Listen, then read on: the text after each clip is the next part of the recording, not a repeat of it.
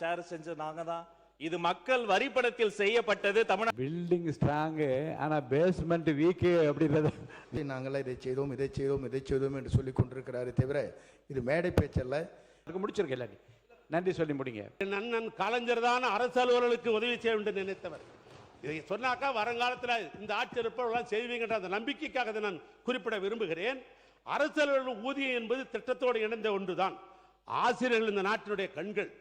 அவர்கள் இல்லை என்று சொன்னால் பண்பட்ட சமூகம் உருவாகாது. ஆனால் தான் கழகம் ஆட்சி வந்த பொழுது என் தலைவர் கலைஞர் அவர்கள் இன்றைக்கு அவர்களுக்கு அரசு அலுவலர்களுக்கு எண்ணற்ற திட்டங்களை செஞ்சார். 72 அன்றுதான் அரசு அலுவலர்களுக்கு இந்த பழிவாங்கும் ரகசிய குறிப்பீடுன்னு ஒரு காலத்தில் இருந்தது. அதை ரத்து பண்ணவர் அண்ணன் கலைஞர். 15/1/72 அன்று அரசு அலுவலர்கள் பணிக்காலத்தில் இருந்தால் அவர்களுக்கு வாரிசு உரிமை என்ற அடிப்படையில் பணிகள் அவங்க இறந்தாங்கன்னாக்கா முதலாக இன்றைக்கு லட்சக்கணக்காக இருந்துச்சு. 10,000 ரூபாய் அந்த குடும்பத்துக்கு இறந்த குடும்பத்திற்கு கொடுக்க வேண்டும் சொன்னவர் கலைஞர். பொங்கல் போனஸ் தந்தவர் கலைஞர். அதோடு மட்டுமல்ல, ஒன்றிய அரசாங்கத்திற்கு இணையாக மாநில அரசு அவர்களுக்கு ஊதிய வகைகளை வகுத்து கொடுத்தவர் அண்ணன் கலைஞர். அரசு பணியாளர்களுக்கு 30 ஆண்டுகள் பணிபுரிந்தால் அவளுக்கு முழு ஊதியம் பெற வேண்டும் என்று சொன்னவர் கலைஞர். 15 நாட்கள் ஈட்டிய விடுப்பை ஒப்படைத்தால் அதற்கு பணப்பயன் கொடுக்கும் என்று சொன்னவர் கலைஞர். 2008 அரசு பணியாளர்களுக்கு புதிய மருத்துவ காப்பீட்டத்தை கொண்டு வந்தவர் கலைஞர். அரசு ஊழியர்களுக்கு ஓய்வு போது பணிக்கொடை 20 லட்சத்திலிருந்து 25 லட்சமாக ஆக்கியது திராவிட மாடல் ஆட்சியில அண்ணன். இதெல்லாம் சொல்லிட்டேன். ஒன்றே ஒன்று நான் கேட்க விரும்புவது இல்லை, நான் ஒன்னே ஒன்று தான் கேட்குறேன். இதை ஒன்னே ஒன்று, பில்டிங் ஸ்ட்ராங் ஆனா பேஸ்மெண்ட் வீக் அப்படின்றது பேசுங்க. முடிச்சிடறேன். பேரத்தவர்களே, 2003 ஒரு முக்கியமானது.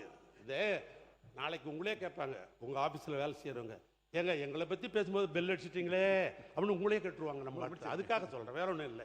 உங்களுக்கு நல்ல பேர் ஒன்றுதான் சொல்றேன்.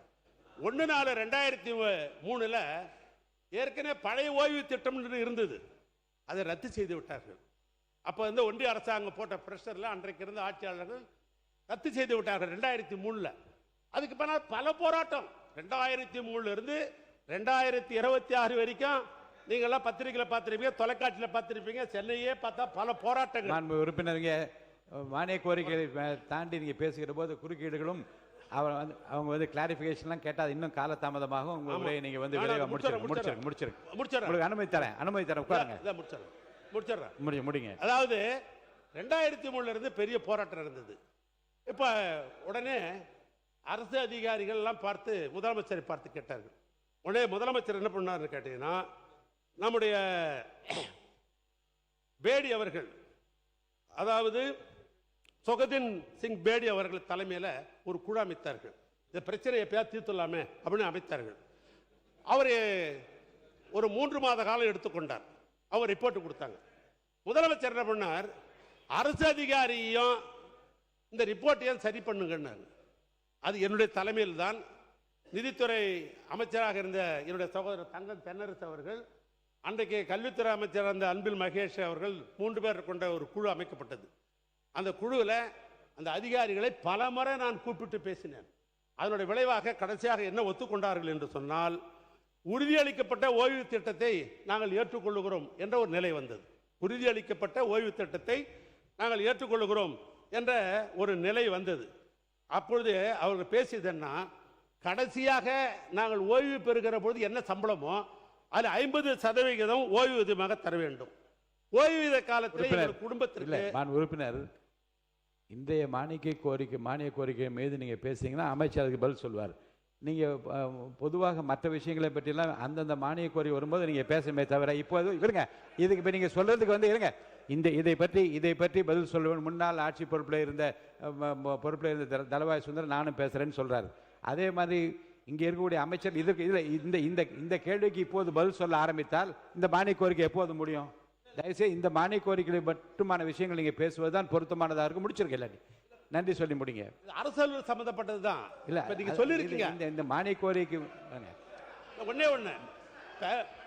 எப்ப உட்காருங்க, அவர் நல்லவர், நீங்க நான் சப்போர்ட் பண்றீங்களா?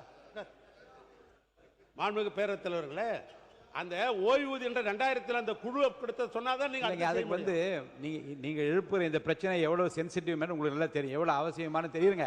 நீங்க அதை இப்போது எழுப்பினால் அதற்குரிய பதிலை வந்து நாங்கள் சொல்ல அங்க அமைச்சர்கள் இருக்கேன்னு சொல்லாமல் பதில் விட்டா அப்ப நீங்க சொல்லுவதுதான் இல்ல குற்றச்சாட்டு அல்ல.